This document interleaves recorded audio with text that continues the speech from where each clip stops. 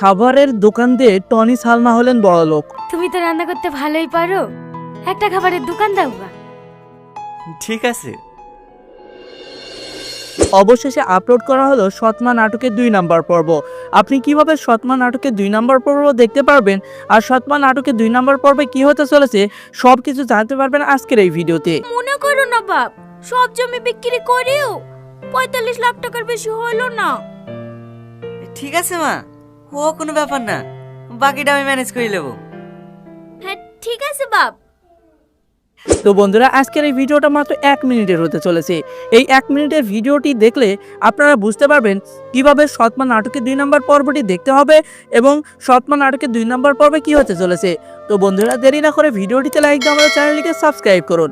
বন্ধুরা, সৎমা নাটকের 1 নাম্বার পর্ব দেখে সবাই সৎমা নাটকের 2 নাম্বার পর্বের জন্য অপেক্ষা করে আছে, কারণ 1 নাম্বার পর্বে প্রায় 39 মিলিয়ন ভিউজ হয়েছে। সৎমা নাটকের 2 নাম্বার পর্বে আমরা দেখতে পারবো সালমার দেওয়া বালা বিক্রি করে টনি একটি হোটেল দিবে, সেই হোটেলে খাবার বিক্রি করে তারা বড় ব্যবসায়ী হয়ে যাবে।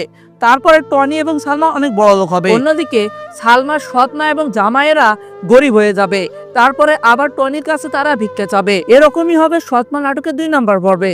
তো বন্ধুরা, সৎমা নাটকের 2 নাম্বার পর্বের জন্য আরেকটু অপেক্ষা করতে হবে, কারণ আমরা পরবর্তী ভিডিওতে দেখিয়ে দিব কিভাবে সৎমা নাটকের 2 নাম্বার পর্ব দেখবেন।